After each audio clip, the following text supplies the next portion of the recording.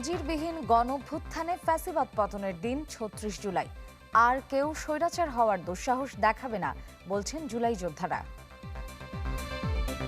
এরকম কোনো ছাত্রদের উপরে যেন গুলি চালানো না হয়। দিন শেষে দেখেন, আমাদের যে প্রত্যাশা ছিল জুলাই আন্দোলনকে ঘিরে, সেই প্রত্যাশা কিন্তু আমরা সেই প্রাপ্তির জায়গায় পৌঁছাতে পারিনি। গণঅভ্যুত্থানের ২ বছরেও অধরা কাঙ্ক্ষিত পরিবর্তন। অন্তর্বর্তী সরকারকে দুষলেন নাহিদ। বিএনপি সরকারের ভূমিকা নিয়ে প্রশ্ন। বিএনপি সকল গণ অভ্যুত্থানের সুবিধাভোগী, কিন্তু কোনো গণ অভ্যুত্থানের আকাঙ্ক্ষাই তারা বাস্তবায়ন কখনোই করেনি। অভ্যুত্থানের ২ বছর পরও পুলিশে ফেরেনি চেইন অব কমান্ড। আস্থাহীনতা দূর করাই বড় চ্যালেঞ্জ, বলছেন বিশেষজ্ঞরা।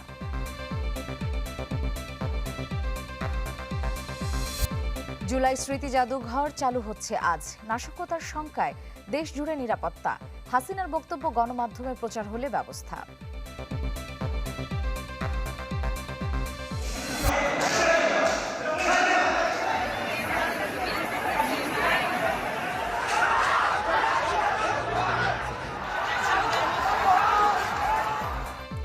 চার শিক্ষা প্রতিষ্ঠানে ছাত্রদল শিবির সংঘর্ষ, আহত অর্ধশতাধিক। পরিকল্পিত হামলার অভিযোগ ছাত্র শিবিরের।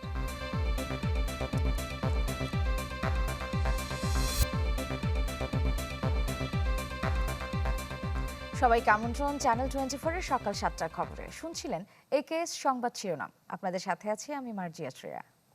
৩৬ জুলাই স্বাধীন বাংলাদেশের ইতিহাসে এক বিরল গণ অভ্যুত্থানের দিন আজ। ২০২৪ সালের এই দিনে ছাত্র জনতার ব্যাপক জনবিস্ফোরণের মধ্য দিয়ে পতন ঘটে শেখ হাসিনার ১৬ বছরের স্বৈরশাসনের। গুম, খুন, দুর্নীতি আর শোষণ থেকে মুক্তি পায় বাংলাদেশ। জুলাই যোদ্ধা আর রাজনৈতিক বিশ্লেষকরা মনে করেন, ভবিষ্যতে স্বৈরাচার হওয়ার দুঃসাহস করবে না আর কোনো সরকার। মাকসুদুন নবী রিপোর্ট।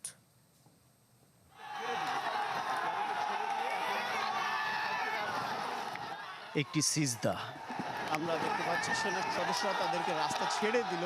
একটি রক্তক্ষয়ী বিপ্লব জয়ের প্রথম মুহূর্ত।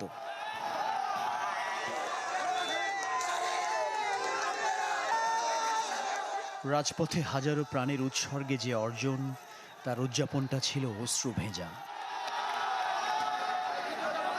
অগ্নিগর্ভ হয়ে ওঠা শহরটা ভেসেছিল বাঁধ ভাঙা উল্লাসে, যেন নতুন করে পাওয়া স্বাধীনতার স্বাদ।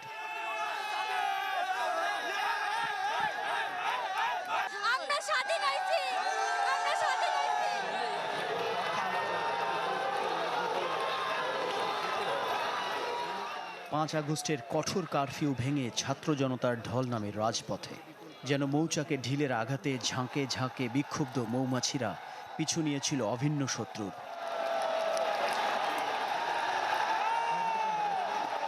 ঢাকার উপকণ্ঠগুলোর পথ ধরে সকাল 11টার দিকে জনতার খরস্রোতে ভেঙে যায় শহরে প্রবেশ মুখের যত বাঁধ।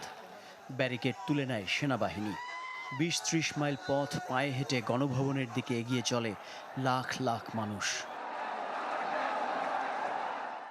দুপুর গড়াবার আগেই খবর আসে, বাংলাদেশের সীমানা ছেড়ে পালিয়েছেন ১৬ বছরের স্বৈরশাসক শেখ হাসিনা। মুহূর্তে এই বিক্ষোভ মিছিলটা পরিণত হয়ে গেল বিজয় উৎসবে। সেই ৫ই অগস্টে আপনি খেয়াল করেন, লক্ষ লক্ষ মানুষ রাস্তায়। শেখ হাসিনা এবং তার পরিষদরা পালিয়ে যাচ্ছে। কেউ কচুরিপানার নিচে পালাচ্ছে, কেউ বাথরুমে পালাচ্ছে, কেউ লুকিয়ে যাচ্ছে। আপনি ভাবতে পারেন সেই লোকগুলো যারা দম্ভ নিয়ে কথা বলতো, যারা বলতো কোথায় পালাবো, ইতিহাস দেখিয়ে দিল দম্ভের পতন হয়। গণভবন নামের প্রতাপশালী সেই লাল দালান সেদিন দখলে নিয়েছিল গণমানুষ। ফ্যাসিবাদের রেখে যাওয়া চিহ্নগুলো নিয়ে রীতিমতো ছেলে খেলায় মেতে ওঠে বিক্ষুব্ধ জনতা। গণতন্ত্রের নামে এক দলের শাসন আর শাসনযন্ত্রের দুর্নীতি অনিয়মের কেন্দ্রবিন্দু হয়ে ওঠা সংসদের ভেতরে ঢুকে যায় সাধারণ মানুষ। ১-২ বছরে আমরা যতটুকু পরিবর্তন চেয়েছিলাম, এটা হয়তো ৫ থেকে ১০ বছর লাগতে পারে। তবে এর আগে যেভাবে একটা দল স্বৈরাচার হয়ে উঠতে পেরেছিল, এটা আগামীতে কারোরই এই সুযোগটা থাকবে না। জুলাই অবশ্যই সফল। যদি জুলাই সফল না হতো, তাহলে ফ্যাসিস্ট দেশ থেকে পালিয়ে যেত না। একটি সুন্দর গণতান্ত্রিক রাষ্ট্র বিনির্মাণ হওয়ার যে স্বপ্ন ছিল গোটা বাংলাদেশের মানুষের, সেটার সূচনা হতো না।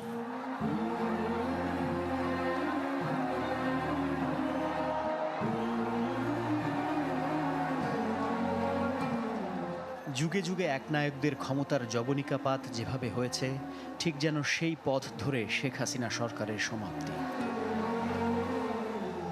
তবে বাংলাদেশের বুকে ৩৬ জুলাইয়ের কাব্য লিখতে লাল কালি খরচ হয়ে গেছে অনেক অনেক ঋণ জমেছে ১৪০০ শহীদ আর অঙ্গ হারানো হাজারো যোদ্ধার কাছে। সে ঋণ কতটুকু পরিশোধ হলো, এ প্রশ্ন নিরুত্তর রেখেই শুরু হলো জুলাই গণঅভ্যুত্থানের ৩য় বছর। মাকসুদুন নবী, চ্যানেল 24, ঢাকা। জুলাই অভ্যুত্থানের পেরিয়েছে ২ বছর। রাজপথের রক্ত শুকিয়েছে, জোড়া লেগেছে ভাঙা দেয়াল। এগিয়ে চলেছে সময়ও, শুধু এগোতে পারেনি কিছু পরিবার। নতুন বাংলাদেশের স্বপ্নে যাদের প্রাণ ঝরেছিল, তাদের জন্য আর্তনাদ থামেনি স্বজনদের। নিঃশব্দে কাঁদে প্রতিটি ঘর।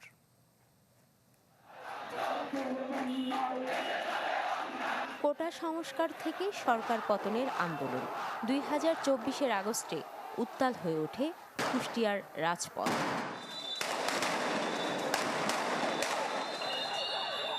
পাঁচ আগস্ট পুলিশের গুলিতে প্রাণ যায় এক কিশোর সহ অন্তত ৮ জনের। আহত হন শত শত ছাত্র জনতা।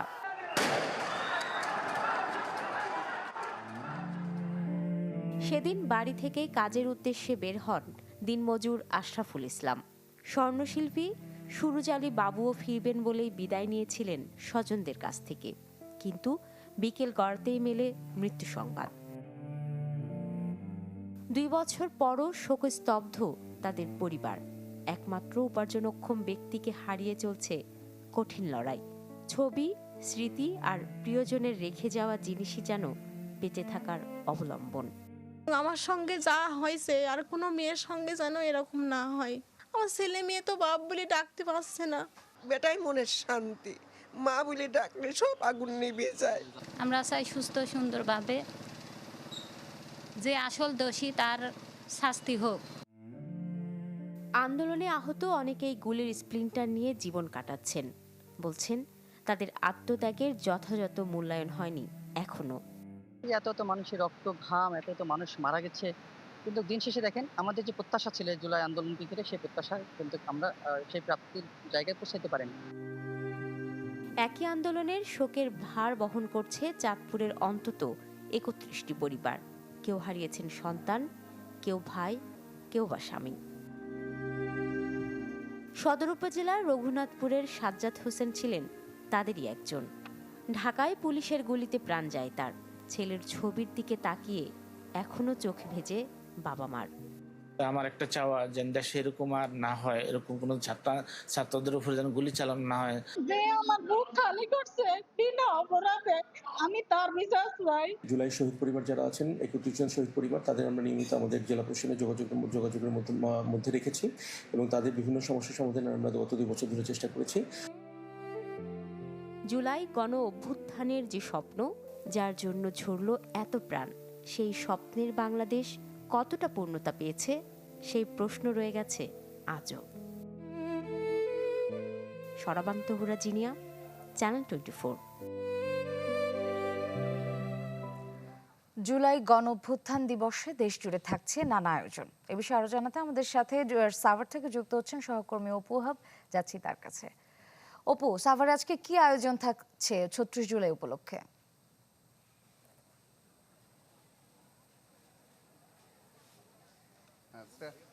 সাভার আপনি জানেন যে জুলাইয়ের যে আন্দোলন যখন থেমে যাচ্ছিল, তখনও কিন্তু জাহাঙ্গীরনগর উত্তাল ছিল।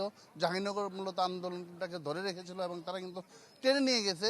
তো সেই দিনকে সামনে রেখে জাহাঙ্গীরনগর বিশ্ববিদ্যালয় আসলে গত ১ সপ্তাহ ধরেই নানান কর্মসূচি হাতে নিয়েছে। তো আজকেও তারই ধারাবাহিকতায় আসলে ম্যারাথন দৌড় হয়েছে, আরও নানান কর্মসূচিতে।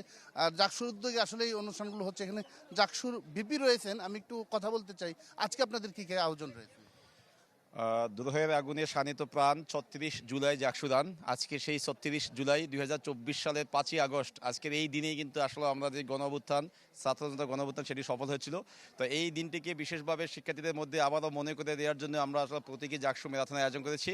আমাদের এখানে প্রায় ৭৫০ জন শিক্ষার্থী এবং শিক্ষক এবং অনেক জুলাইয়ে যারা আহত হয়েছিল তারা কিন্তু এখানে পার্টিসিপেট করেছে। তো আমাদের এই ৭৫০ জন শিক্ষার্থীদের স্বতঃস্ফূর্ত উপস্থিতির মাধ্যমে আজকে যে আমাদের জাকসুদান সেটি অত্যন্ত সফলভাবে সমাপ্তির পথে। একই সাথে আজকে আমাদের বিশ্ববিদ্যালয় প্রশাসনের পক্ষ থেকে কিন্তু আজকের এই দিনকে কেন্দ্র করে আমাদের একটি সমবেত কণ্ঠে জাতীয় সঙ্গীত এবং র্যালি রয়েছে, আনন্দ র্যালি। এবং একই সাথে আমাদের যেই জুলাইয়ের ২৪শে জুলাই যারা শহীদ হয়েছে তাদের সেই শহীদদের সম্মানের স্মৃতির প্রতি সম্মান জানিয়ে আজকে যে অদম্য ২৪ স্মৃতিস্তম্ভ আছে সেখানে আমরা আজকে র্যালির পরবর্তী সময়ে সেখানে পুষ্প স্তবক অর্পণ করব।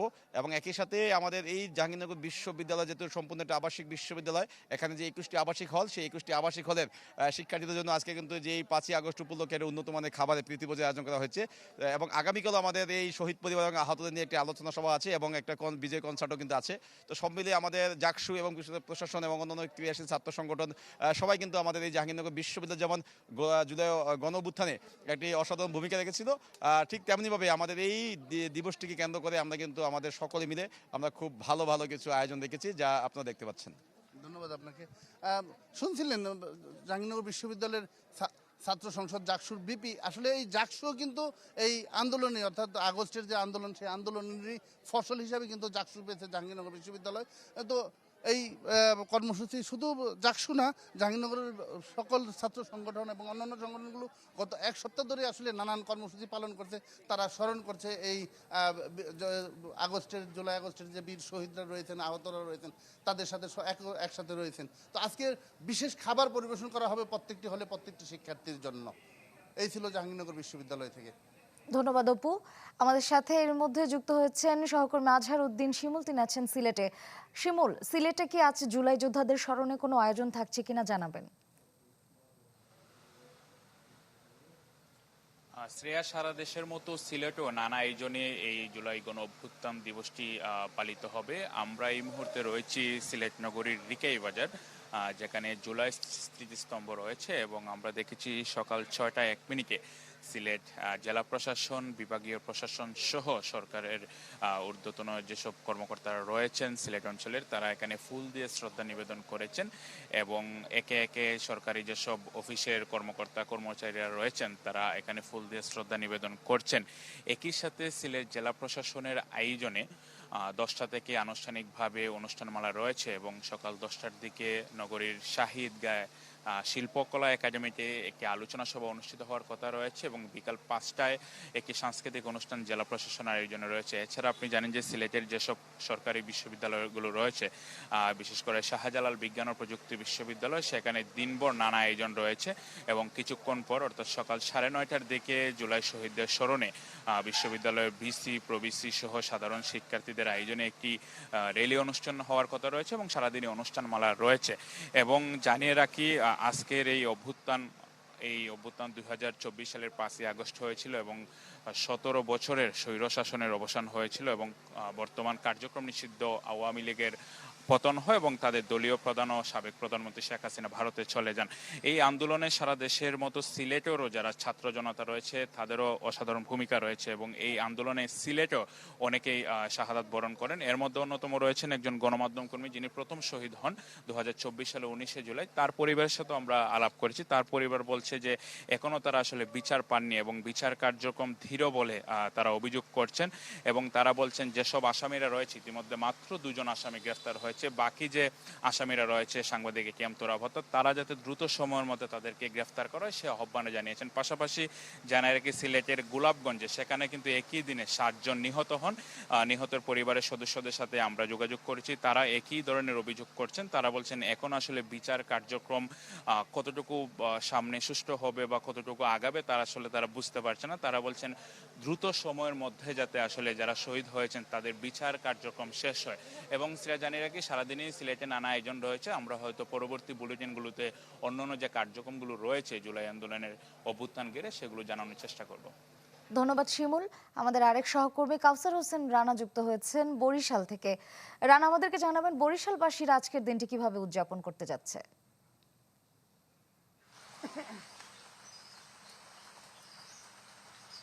হ্যাঁ শ্রেয়া, উদযাপন আর উদযাপনের সাথে স্মৃতি দুটি মিলেমিশেই কিন্তু আজকের দিনটি একাকার হয়ে গেছে। আর এর সাথে রয়েছে বৃষ্টি, একটি বৃষ্টি বিঘ্নিত দিন আজকে, এবং সেই বৃষ্টিও কিন্তু মনে করিয়ে দেয় 2 বছর আগে সেই ঘটনা। কারণ সে সময় কিন্তু বরিশালে এইরকমই একাধারে মুষলধারে বৃষ্টি হচ্ছিল মাস জুড়ে বিভিন্ন সময় আন্দোলনের মধ্যেও, এবং আজ সকালেও সেই বৃষ্টি যেন সেই যারা আন্দোলন করেছে তাদেরকে সেই স্মৃতিটি মনে করে দিয়েছে। আমি এই মুহূর্তে রয়েছি সেই স্মৃতি বিজড়িত বিএম কলেজ, যেখানে জুলাই মাসের 16 তারিখে ব্যাপক সংঘর্ষ হয়েছিল, যুদ্ধ সংঘর্ষ ঘটেছিল পুলিশ, ছাত্রলীগ এবং আন্দোলনকারীদের মধ্য দিয়ে। তো সেই স্মৃতি বিজড়িত স্থানটিতে আমি যেমনটি রয়েছি, এবং সেখানে উপস্থিত রয়েছেন বিএম কলেজের শিক্ষার্থী যারা ওই সময় এই আন্দোলনের সাথে যুক্ত ছিলেন। তাদের সাথেও আমরা একটু কথা বলে নিতে চাই যে এই দিনটিকে আজ এসেছে 5 আগস্ট, সেই দিনটিতে আপনি কেমন মনে করছেন? সেই দিনগুলো যখন ঘটনা ঘটেছিল, কি ঘটেছিল, আপনিও কি আহত হয়েছিলেন কিনা সেদিন? জুলাই গণঅভ্যুত্থানের আজকে 2 বছর পূর্ণ হলো। যারা শহীদ হয়েছে, যাদের রক্তের বিনিময়ে আমরা দেশকে স্বাধীন করতে পেরেছি, তাদের সকলকে স্মরণ করছি। পাশাপাশি যারা আহত তাদেরকে সুস্বাস্থ্য কামনা করছি। আমি জুলাই গণঅভ্যুত্থানে 31 তারিখ আহত হই জজ কোর্টের সামনে বসে, যখন আমাদের মার্চ ফর জাস্টিস ছিল। এবং আজকের যে আবহাওয়াটি, এই আবহাওয়াগুলো আমাদেরকে মনে করিয়ে দেয় যে জুলাই গণঅভ্যুত্থান জুড়ে পুরো জুলাই এবং আগস্ট মাস জুড়ে যে সময়টি ছিল, এরকম বৃষ্টির মধ্যে আমাদের স্লোগানটা এরকম ছিল যে রোদ বৃষ্টি আধার রাতে আমরা আছি রাজপথে। মানে আমাদেরকে এই বৃষ্টি বলেন, রোদ বলেন, এগুলো আমাদেরকে দমিয়ে রাখতে পারেনি। আমি যে কথাগুলো বলছি, আমার মানে শরীর কিন্তু আস্তে আস্তে মানে শরীরের লোমগুলো দাঁড়িয়ে যাচ্ছে যে সেই কথাগুলো আমি মনে করতেছি। 16ই জুলাই বিএম কলেজ এমন একটি ঐতিহাসিক দিন ছিল, সারা বাংলাদেশের মধ্যে সর্বপ্রথম ছাত্রলীগ মুক্ত স্বাধীন ক্যাম্পাস বিএম কলেজ। আমি যেখানে দাঁড়িয়ে আছি, ডিগ্রি হলের মসজিদ, এই যে এখানে বসে দেখা যায়, সেই ডিগ্রি হলের মসজিদে ছাত্রলীগের কিছু নেতাকর্মীদেরকে শিক্ষার্থীরা একদম আটকে রাখে। সেইখান থেকে দাওয়া খেয়ে এই পাশে যে পুকুরটি রয়েছে, এই পুকুরে 10 থেকে 15টা ছাত্রলীগ একদম পাশে ছিল। এরকম অবস্থা ছিল, এটা মানে আমাদের স্মরণীয়। আর সব থেকে বিশেষ করে যে বিষয়টি, বরিশাল আন্দোলনের প্রেক্ষাপটটা একদম খুব ছোট আকারে হলেও দিন শেষে গিয়ে অনেক বড় আকার ধারণ করেছে, যেটা বরিশালের ইতিহাসে অবিচল ছিল। প্রথমত 2024 সালের 9 জন প্রথম প্রোগ্রাম হয়েছে, দেন ধাপ বাই ধাপ শুরু করে আমাদের এই বরিশালের মানে মানুষকে নিয়ে আমরা মাঠে ছিলাম এবং আন্দোলন সংগ্রামে আমরা রক্ত দিয়েছি এবং দেশকে স্বাধীন করেছি। ধন্যবাদ অসংখ্য। আপনি শুনছিলেন যারা সেদিনকে আন্দোলন করেছিলেন সরাসরি তাদের কথা। তো দিনভর এই আন্দোলনের যে ফলাফল পাওয়া গেল, তার প্রেক্ষিতে আজকে সারাদিন জেলা প্রশাসন থেকে বিভিন্ন সংগঠনের কর্মসূচি রয়েছে, আপনাদেরকে জানাবো সেই বিষয়েও, এবং আরও কথা হবে আন্দোলনকারীদের সাথে। তো এই ছিল বরিশালের পরিস্থিতি এবং তারা কি ভাবছেন সেই বিষয়ে। শ্রেয়া, ধন্যবাদ রানা। দর্শক, 36 জুলাই উদযাপনের খবর জানাচ্ছিলেন সাভার, সিলেট এবং বরিশালের সহকর্মীরা। 2 বছর পর আবারও 36 জুলাই আজ রক্তক্ষয়ী সেই লড়াইয়ে চট্টগ্রাম তখন আন্দোলনে বারুদে দাউ দাউ করে জ্বলছিল। এখানেই প্রথম একদিনে শহীদ হন ওয়াসিম শান্তসহ 3 জন, যারা দাবানল ছড়িয়ে পড়েছিল সারা দেশে। ছাত্র জনতার বিজয়ের দিনটি আজও স্মৃতিতে অম্লান জুলাই যোদ্ধাদের। 2 বছর পরও শহীদদের সেই স্বপ্ন পূরণ না হওয়ার আক্ষেপ যেমন আছে, তেমনি এখনো আশাহত হতে চান না জুলাইয়ের সৈনিকরা। ইভেন মিরের রিপোর্ট। কোটার বিরুদ্ধে আন্দোলন, যা পরে রূপ নেয় রক্তক্ষয়ী সংগ্রামে, যার উত্তপ্ত ক্ষেত্র ছিল বন্দরনগরী চট্টগ্রাম। 36 দিনের সেই লড়াই শেষ হয়েছিল 2024-এর এই দিনে, যেদিন স্বৈরাচারের ক্ষমতার মসনদ ভেঙে চুরমার হয়েছিল গণ আন্দোলনে। 2 বছর পর এসে যারা সামনে থেকে নেতৃত্ব দিয়েছিলেন চট্টগ্রামে, তাদের চোখে এখনো ভাসে বিভীষিকাময় মুহূর্তগুলো।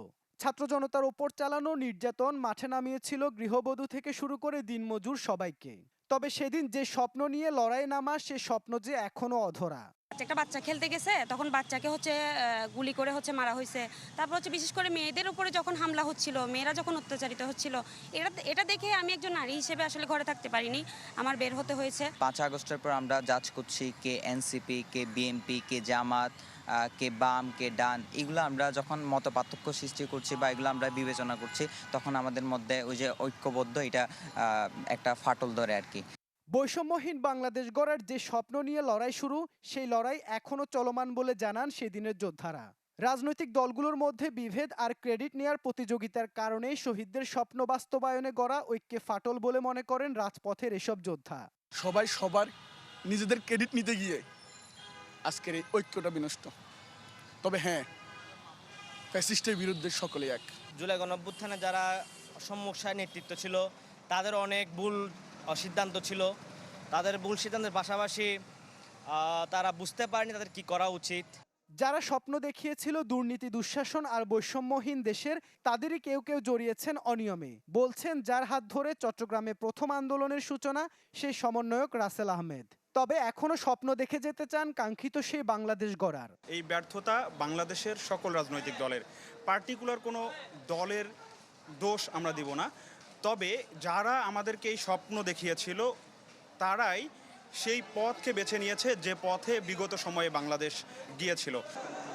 1 মাসের আন্দোলন সংগ্রামে চট্টগ্রামে প্রাণ দিয়েছিলেন 11 ছাত্র জনতা, আহত কয়েকশো, যাদের অনেকে এখনো বয়ে বেড়াচ্ছেন ক্ষতচিহ্ন। ইবেন মীর, চ্যানেল 24, চট্টগ্রাম। সেদিন সবার কণ্ঠে ছিল দ্রোহের স্লোগান। চাওয়া ছিল চাই না এমন বাংলাদেশ যে বাংলাদেশ অধিকারকে রক্তাক্ত করে। তবু গণঅভ্যুত্থানের 2 বছরে অধরা কাঙ্ক্ষিত পরিবর্তন, যার দায় অন্তর্বর্তী সরকারের দুর্বলতার বলে মনে করেন জুলাই আন্দোলনের নেতা নাহিদ ইসলাম। বলেন, সংস্কারের কথা বলেও নির্বাচনের জন্য রাজনৈতিক দলগুলোর সাথে সমঝোতা করেছে অন্তর্বর্তী সরকার। অন্যদিকে বিএনপিকে অভ্যুত্থানের সুবিধাভোগী আখ্যা দিয়ে প্রশ্ন তোলেন সরকারের দায়িত্ব নিয়ে। কোটার আড়ালে কোনো বৈষম্য থাকা চলবে না। যত রাজাকারী বাচ্চারা নাতিপুতি হলো মেধাবী, তাই না?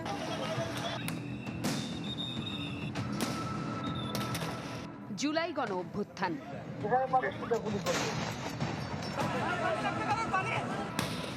প্রজন্মের স্লোগানে ক্ষোভ বা দ্রোহের প্রতিচ্ছবি।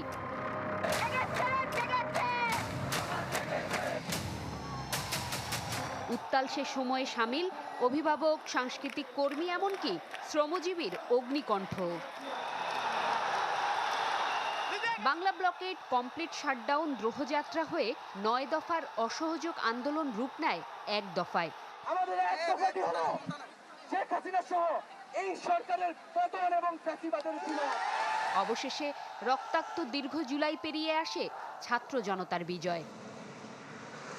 গণ অভ্যুত্থানের 2 বছর পেরিয়ে স্বাদ মেলেনি পরিবর্তনের আকাঙ্ক্ষার। তাই তো জনমনে আজও ঘুরে ফিরে আসে নানা প্রশ্ন। সেখানে অন্তর্বর্তী সরকারের দায় দেখছেন জুলাই আন্দোলনের নেতা নাহিদ ইসলাম। এখন অনেকে অনেক গা বাঁচানোর কথা বলছে বা বলার চেষ্টা করছে আমি সিদ্ধান্ত গ্রহণের পার্ট ছিলাম না, সিদ্ধান্ত গ্রহণ হয়তো কিচেন ক্যাবিনেট বা অমুক তমুক জায়গায়। তো সবাই তো এটার পার্ট ছিল, তো রেসপন্সিবিলিটি সবাইকেই নিতে হবে যারাই সেখানে ছিল, ইনক্লুডিং মি। অন্তর্বর্তী সরকারেরই সংস্কার বা যা যা পরিবর্তন তার পক্ষে সক্ষম ছিল সেটা করে ফেলা উচিত ছিল, সংবিধান পরিবর্তন করে ফেলা উচিত ছিল। অভ্যুত্থানে জন্ম নেয়া এনসিপির আহ্বায়কের মতে সংস্কারের কথা বলেও নির্বাচনের জন্য রাজনৈতিক দলগুলোর সাথে সমঝোতা করেছে অন্তর্বর্তী সরকার। আমাদের তো আকাঙ্ক্ষা বা প্রত্যাশার জায়গাটা ছিল যে এটা বিপ্লবী সরকার হবে বা বিপ্লবের চেতনা ধারণ করা সরকার হবে। তো সংবিধান বাতিল না করা সে বা স্থগিত না করা ফলে অন্তর্বর্তী সরকার দুর্বল হয়েছিল সেই সময়। অন্তর্বর্তী সরকারও তার চরিত্রটা ঠিক করতে পারে নাই। সে সংস্কারের কথা বলছে কিন্তু সে আবার এসে ইলেকশনের জন্য কম্প্রোমাইজ করছে রাজনৈতিক দলগুলোর কাছে। তো সেই সময় সংস্কারগুলো করে ফেলা উচিত ছিল। ক্ষমতায় আসার পর নতুন সরকারের ভূমিকা নিয়েও প্রশ্ন তোলেন নাহিদ। দাবি করেন গণ অভ্যুত্থানের সুবিধাভোগী হয়েও অভ্যুত্থানের আকাঙ্ক্ষা বাস্তবায়ন করেনি বিএনপি। বিএনপি সকল গণ অভ্যুত্থানের সুবিধাভোগী, কিন্তু কোনো গণ অভ্যুত্থানের আকাঙ্ক্ষাই তারা বাস্তবায়ন কখনোই করেনি। তো লিডারশিপ ক্লেম করতে হইলে আমি বলেছি যে এটা রেসপন্সিবিলিটি, দায়িত্ব সহকারে ক্লেম করা উচিত। সংস্কার ইস্যুতে এনসিপি সরকারের যৌক্তিক সমালোচনা করে যাবে বলেও জানান নাহিদ ইসলাম। গণ অভ্যুত্থান হোক, সরকার ওই রকম জায়গায় যাক, এটা তো আমরা চাই না। এবং গণ অভ্যুত্থান করেই কেন আমাদের সবকিছু আদায় করতে হবে। আমরা জুমাতুল বিদা, চ্যানেল 24, ঢাকা। আজ উদ্বোধন হবে জুলাই গণ অভ্যুত্থান স্মৃতি জাদুঘর। প্রধানমন্ত্রী তারেক রহমানের উদ্বোধন করবেন। জাদুঘরটি সবার জন্য উন্মুক্ত হবে বৃহস্পতিবার। সংস্কৃতি মন্ত্রী জানান, জাদুঘর নিয়ে দুর্নীতির অভিযোগ নিয়ে সুনির্দিষ্ট তথ্য পেলে তদন্ত করে প্রয়োজনীয় ব্যবস্থা নেওয়া হবে। জুলাই গণঅভ্যুত্থানের স্মৃতি সংরক্ষণ, সংগ্রামের ইতিহাস, আত্মত্যাগ নতুন প্রজন্মের কাছে তুলে ধরার লক্ষ্য নিয়ে প্রতিষ্ঠিত হয়েছে স্মৃতি জাদুঘর। 5 আগস্ট সকালে জাদুঘরের আনুষ্ঠানিক উদ্বোধন করবেন প্রধানমন্ত্রী তারেক রহমান। সচিবালয় সংবাদ সম্মেলনে উদ্বোধনী অনুষ্ঠানের বিস্তারিত তুলে ধরে সংস্কৃতি মন্ত্রণালয়। জুলাই জাদুঘরের উদ্বোধন শেষে এসে আমাদের আলোচনা সভা আমাদের নির্দিষ্ট টাইমে সবার জন্য কালকে আমরা উন্মুক্ত করে দেব। সংস্কৃতি বিষয়ক উপদেষ্টা জানান 6 আগস্ট থেকে জাদুঘরটি সবার জন্য উন্মুক্ত হবে। শিশুদের প্রবেশ মূল্য 25 এবং প্রাপ্তবয়স্কদের জন্য 50 টাকা নির্ধারণ করা হয়েছে। সংবাদ সম্মেলনে সংস্কৃতি প্রতিমন্ত্রী জানান রাজধানী সহ সারা দেশে জুলাই গণঅভ্যুত্থান দিবসে নানা কর্মসূচির কথা। 6 তারিখ থেকে সাধারণের জন্য উন্মুক্ত থাকবে এবং 50 টাকা প্রাপ্তবয়স্কদের জন্য টিকিট এবং 20 টাকা 25 টাকা হচ্ছে শিশুদের জন্য। এটা দিয়ে এই জাদুঘরে প্রবেশ করা যাবে। মাননীয় প্রধানমন্ত্রী আগামীকাল সকাল 9টায় জুলাই স্মৃতি জাদুঘরে সকাল 9টায় এটার আনুষ্ঠানিক উদ্বোধন করবেন। আর ঢাকা সহ বিভিন্ন জায়গায় আমাদের জুলাই গণঅভ্যুত্থানের প্রেক্ষিতে নানা ধরনের কর্মসূচি আমরা নিয়েছি। সংবাদ সম্মেলনে সংস্কৃতি মন্ত্রী জানান জুলাই গণঅভ্যুত্থান স্মৃতি জাদুঘর নিয়ে কারো বিরুদ্ধে সুনির্দিষ্ট অনিয়মের অভিযোগ পেলে তদন্ত করা হবে এবং তদন্তে প্রমাণিত হলে সেখানে মামলা হবে। স্বপ্নিল শাহরিয়ার শিশির, চ্যানেল 24, ঢাকা।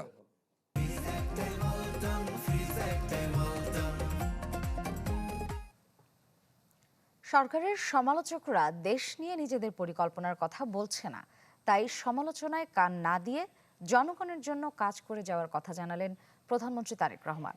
ষড়যন্ত্রকারীদের বিষয়ে সতর্ক থাকার নির্দেশ দেন তিনি। বলেন, জুলাই আন্দোলনের কৃতিত্ব কোনো দল বা ব্যক্তির নয়, এই কৃতিত্ব সবার। তারা ভাইস চ্যান্সেলর নিয়োগ করে।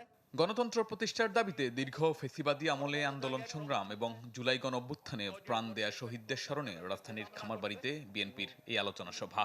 গণতন্ত্র আদায়ে 17 বছরের অনিবার্য সংগ্রাম ও রক্তঝরা জুলাই জাগরণ শীর্ষক এই অনুষ্ঠানে অংশ নেন বিএনপি সহ বিভিন্ন রাজনৈতিক দলের নেতা, বিশিষ্টজনরা। এবং এই বিভাজন শুধু সিভিল প্রশাসন নয়। প্রধান অতিথির বক্তব্যে প্রধানমন্ত্রী তারেক রহমান শুরুতেই তুলে ধরেন দেশ নিয়ে সরকারের নানা পরিকল্পনার কথা। অর্থাৎ সেই অধিকার যাতে সে পূর্ণভাবে ভোগ করতে পারে। জুলাই আন্দোলনের কৃতিত্ব কোনো রাজনৈতিক দল বা ব্যক্তির নয়, এর পুরো কৃতিত্ব এদেশের জনগণের। কে কি বলল তাতে কান্না দিয়ে জনগণের জন্য কাজ করতে সবার প্রতি আহ্বান জানান প্রধানমন্ত্রী। সফল হয়েছে, অর্থাৎ জুলাই আগস্টে যে আন্দোলন এটি ছিল সম্পূর্ণভাবে জনগণের আন্দোলন। জনগণ পরিবর্তন চেয়েছিল বলেই সেই আন্দোলন সফল হয়েছে। সবচেয়ে বড় যেটি বিষয়, আমরা কখনোই জনগণকে একা ফেলে মাঠ ছেড়ে চলে যায়নি।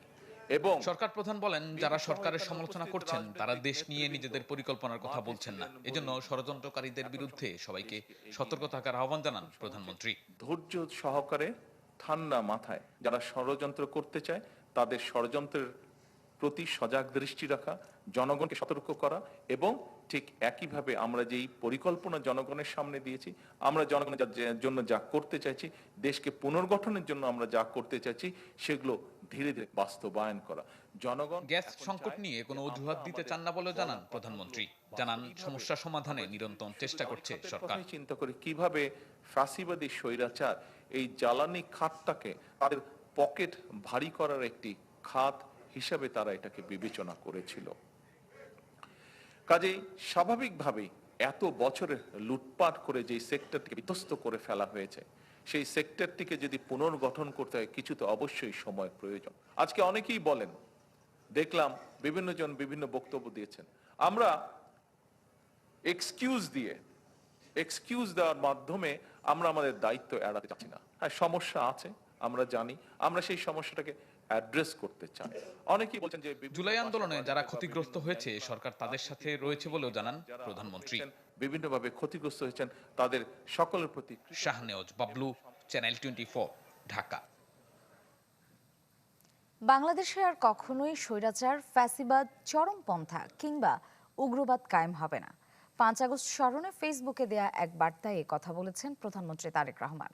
জানান, 1.5 দশকেরও বেশি সময় ধরে চলা ফ্যাসিবাদী শাসনের অবসান ঘটিয়ে 2024 সালের 5 আগস্ট দেশের বীর ছাত্র জনতা এক ঐতিহাসিক বিজয় অর্জন করেছে। তাদের রক্তস্নাত আত্মত্যাগের দিনটিকে জুলাই গণ অভ্যুত্থান দিবস হিসেবে জাতীয়ভাবে স্মরণ করা হবে। প্রধানমন্ত্রী বলেন, 71-এ দেশের স্বাধীনতা অর্জন ও রক্ষা থেকে শুরু করে স্বৈরাচার ও ফ্যাসিবাদ বিরোধী আন্দোলন এবং গণতন্ত্র পুনঃপ্রতিষ্ঠার সংগ্রামে লাখো মানুষ আত্মত্যাগ করেছেন। 5 আগস্ট ঐতিহাসিক দিবসে সকল শহীদদের শ্রদ্ধার সাথে স্মরণ করেন তিনি। জুলাই গণঅভ্যুত্থানকে ভুলিয়ে দেওয়ার অপচেষ্টা চলছে। তবে জনগণ তা হতে দেবে না বলে মনে করেন জামায়াত আমির ডাক্তার শফিকুর রহমান। বলেন, কেউ ফ্যাসিবাদী পথ অনুসরণ করলে আওয়ামী লীগের পরিণতি ভোগ করতে হবে। জুলাই বিপ্লব নিয়ে ডকু ফিল্ম প্রতিযোগিতার পুরস্কার বিতরণী উপলক্ষে জাতীয় জাদুঘর মিলনায়তনে এই অনুষ্ঠান। ছাত্র শিবিরের এই আয়োজনে যোগ দেন বিরোধী দলীয় নেতা ডাক্তার শফিকুর রহমান। পুরস্কার তুলে দেন নির্বাচিত 10টি ডকু ফিল্মের কলাকৌশলীদের হাতে। প্রধান অতিথির বক্তব্যে জুলাই হত্যার বিচার ও গণভোটের রায় বাস্তবায়নের তাগিদ দেন জামাত আমির। বলেন, সঠিক পথে না এলে কঠোর পরিণতি ভোগ করতে হবে সরকারকে। এক ফ্যাসিবাদ বিদায় নেবে, আরেক ফ্যাসিবাদ তার জায়গা দখল করবে। আমরা ওই রূপান্তরটা চাইনি এবং এর জন্য অনিবার্য হয়ে উঠেছে গণভোটের গণরায় বাস্তবায়ন, জুলাই সনদ হুবহু বাস্তবায়ন। কিন্তু সব উল্টা পথে হাঁটতেছে। আমরা তাদেরকে অনুরোধ জানাবো, সঠিক পথে আসো। সঠিক পথে না আসলে এই জাতি অতীতে যাদেরকে সঠিক পথে এনেছে আপনাদেরকেও সঠিক পথে আসতে তারা বাধ্য করবে, অথবা অতীতের ফ্যাসিস্টদের যে পরিণতি হয়েছে সেই পরিণতি আপনাদেরকে ভোগ করতে হবে। এর আগে সিটাপ মিলনায়তনে জুলাই বিপ্লব বইয়ের মোড়ক উন্মোচন করেন তিনি। হুঁশিয়ারি দেন, গণঅভ্যুত্থানকে ভুলিয়ে দেবার অপচেষ্টা তছনছ করে দেয়া হবে জনগণকে সাথে নিয়ে। যাদের রক্ত, সাহসিকতা, সংগ্রাম, ত্যাগ আজকে বাংলাদেশকে এই পর্যায়ে এনে দিয়েছে, এটা ভুলবেন না, ভোলার চেষ্টা করবেন না। তাইলে কি জুলাইকে ভুলিয়ে দেওয়ার একটা নিরন্তর উল্টা সংগ্রাম শুরু হয়েছে? যদি সেরকম কোনো সংগ্রাম হয়ে থাকে, আমরা মহান আল্লাহর উপর ভরসা করে বলছি, দেশবাসীকে সাথে নিয়ে এই সমস্ত কিছু ইনশাআল্লাহ তছনছ করে দেওয়া হবে। ৭১ মহান মুক্তিযুদ্ধে শহীদ ও অংশগ্রহণকারীদের পূর্ণাঙ্গ তালিকা না করায় ক্ষোভও জানান জামাত আমির।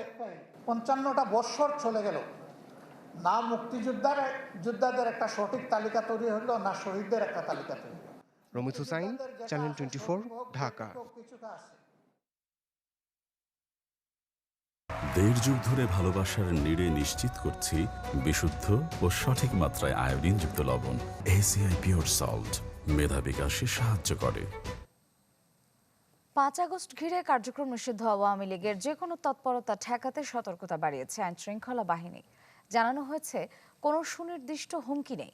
এদিকে ক্ষমতাচ্যুত শেখ হাসিনার বক্তব্য প্রচারে গণমাধ্যমকে সতর্ক করেছেন প্রধানমন্ত্রীর তথ্য উপদেষ্টা।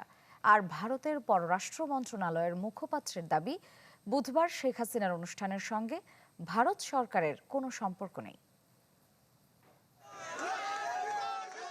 আবারও ফিরে এসেছে ফ্যাসিবাদী শাসন কাঠামো উল্টে দেয়া ঐতিহাসিক 5ই আগস্ট। দিনটিকে জুলাই গণ অভ্যুত্থান দিবস হিসেবে পালন করছে বাংলাদেশ। রাজনৈতিক, সামাজিক, সাংস্কৃতিক সংগঠনগুলো পালন করছে নানা কর্মসূচি। দিনটিতে কার্যক্রম নিষিদ্ধ আওয়ামী লীগ যেন নাশকতা তৈরি করতে না পারে, সেজন্য তৎপরতা বাড়িয়েছে আইন শৃঙ্খলা রক্ষাকারী বাহিনী। রাজধানীর বিভিন্ন মোড়ে বসানো হয়েছে তল্লাশি চৌকি। সাধারণ মানুষ কোনো অস্থিতিশীলতা চায় না। পাশাপাশি তারা এও বলছেন, ফ্যাসিবাদী শক্তির খুব বেশি কিছু করার সক্ষমতা এই মুহূর্তে নেই। শেখ হাসিনা যদি আসতে চায় বা ছাত্রলীগ যদি আবার মাথা চাড়া দিতে চায়, তাহলে বাংলাদেশের মানুষ হচ্ছে আপনার রাজপথের থেকে সেটা মোকাবেলা করবে। বাংলাদেশ সরকার, বিরোধী দল সবকিছুই বাংলাদেশে স্বাভাবিকভাবে আছে। খুব একটা খারাপ পরিবেশ তৈরি হয় নাই যে আওয়ামী লীগ এত সহজেই এরকমভাবে এসে সেই জায়গায় হানা দিতে পারবে।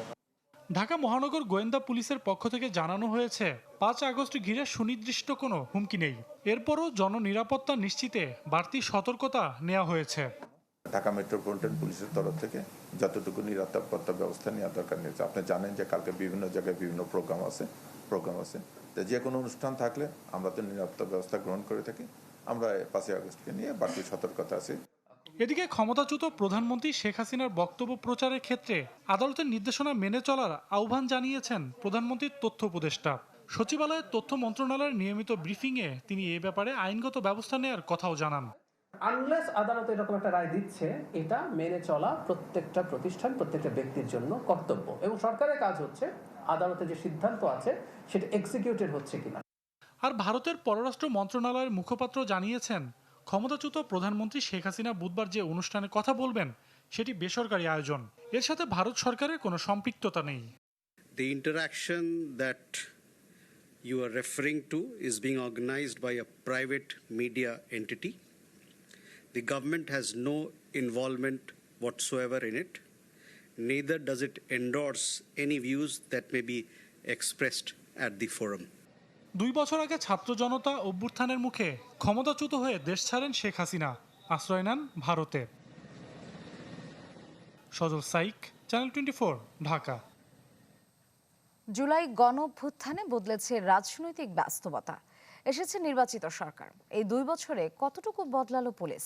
হারানো মনোবল আর আস্থা ফিরে পেতে কতটুকু উদ্যোগী হলো বাহিনীটি? সদর দপ্তরের মুখপাত্র বলছেন 24-এর ভূমিকা নিয়ে অনুশোচনা আছে পুলিশের।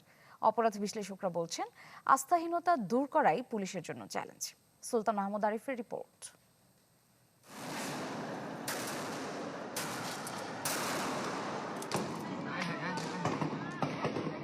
জুলাই গণঅভ্যুত্থানে বাংলাদেশ পুলিশের ভূমিকা দেখেছে পুরো বিশ্ব।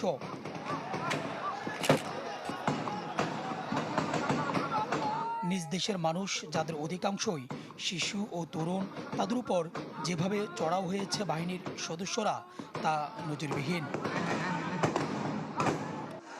24-এ ছাত্র জনতা আন্দোলনে নিন্দনীয় ভূমিকার জন্য ব্যাপক জনরোষের মুখে পড়ে পুলিশ। ঢাকা সহ বিভিন্ন জেলার থানায় দেওয়া হয় আগুন, লুটপাট হয় অস্ত্র, প্রাণ হারায় বেশ কয়েকজন পুলিশ সদস্য।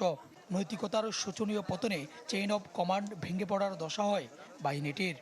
তারা যদি মনে করে দুর্বলতা, তাহলে তারা বুকার স্বর্গে বাস করছে।